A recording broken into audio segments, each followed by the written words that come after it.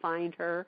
And anyway, then the book came out in 2009, and how it started growing from there was that we had a new director at our SBDC, and I came back, by the way, as casual part-time, from full-time faculty to casual part-time, which is quite a difference.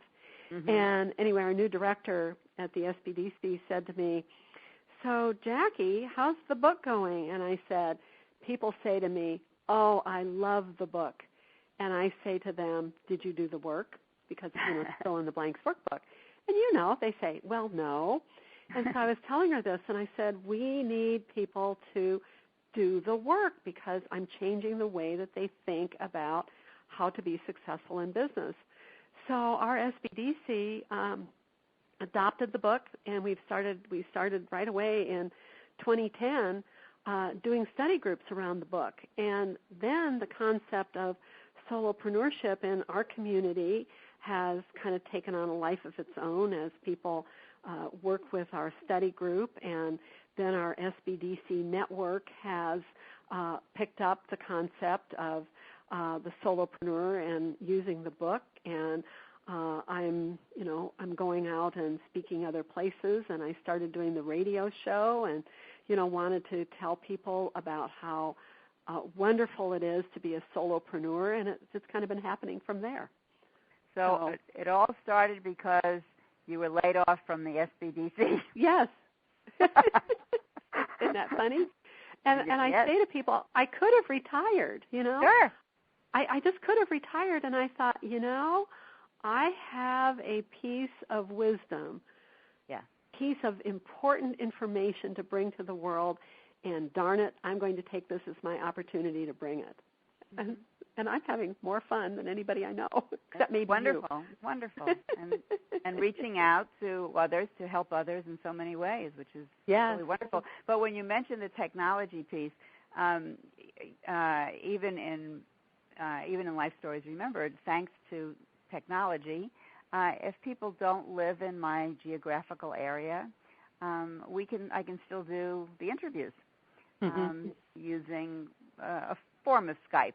But it's just another way of doing it, not limited to having to travel, and which means increasing the costs for the client. And so that's another way technology is really making changes for me personally. I mean, and think of the technology that we're using right now. I mean, we're recording a podcast, and you're in Pennsylvania, and I'm in Oregon, and this is all going to come together, and it'll get posted on a whole series of websites, and you can use it, I can use it. I mean, I just think what's happened is fabulous. And I like to say that geography doesn't matter anymore. That's right. It's true. It might matter for Thanksgiving dinner, although I do have to tell you a funny story about this. We're running out of time, but I'll tell you my funny story about geography and Skype. I have a book group that I'm in, and one of the women in the book group was telling us that she cleaned out her closet with her mother, who lives in New Hampshire, via Skype.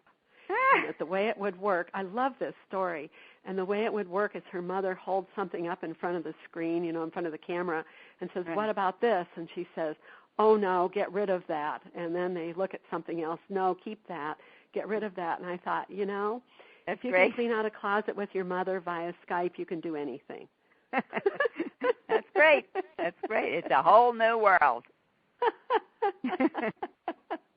So we are about out of time. I've loved our discussion. And do you want to tell our listeners how they can contact you so that you can, see if there's anybody out here who would love to work with you on Life Stories Remembered?